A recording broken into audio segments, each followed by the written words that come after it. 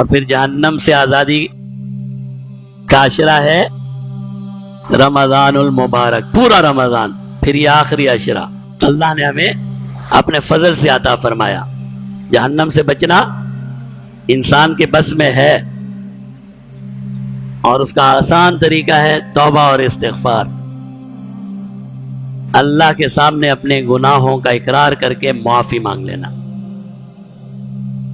اور ہم ہیں رمضان میں، دیکھیں رمضان حاصل کرنا، ہم اردو میں بولتے ہیں کسی کو موقع نہ ملنا یہ بھی بد نصیبی ہے، لیکن موقع ملا اور اس نے ضائع کر دیا، اس سے بڑا بد نصیب کوئی نہیں ہے۔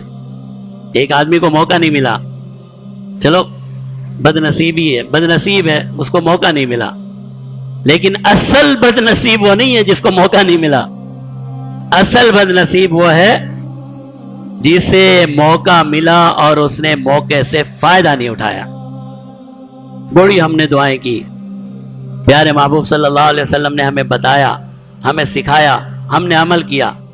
رجب سے ہم نے رمضان کا انتظار کیا، ہم نے دعائیں کی، اے اللہ ہمیں رمضان عطا فرما، اے اللہ ہمیں رمضان عطا فرما۔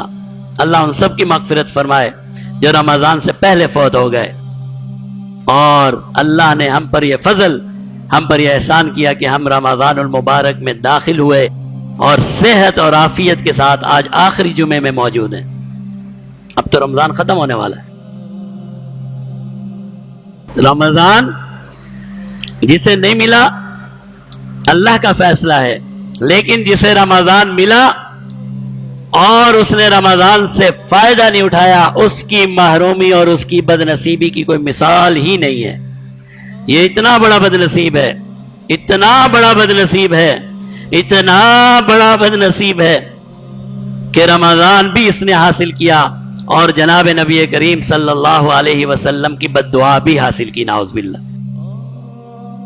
جابر بن سمرہ رضی اللہ تعالیٰ عنہ غالباً یا سیدنا ابو ہریرہ، نام مجھے یاد نہیں ہے، صحابی جو بھی ہیں روایت کرتے ہیں کہ جناب نبی کریم صلی اللہ علیہ وسلم نے ارشاد فرمایا، رغم انف رجل، ہلاک ہو جائے وہ شخص ہلاک ہو جائے جس نے رمضان المبارک کا مہینہ پایا اور وہ اپنی مغفرت نہ کروا سکا۔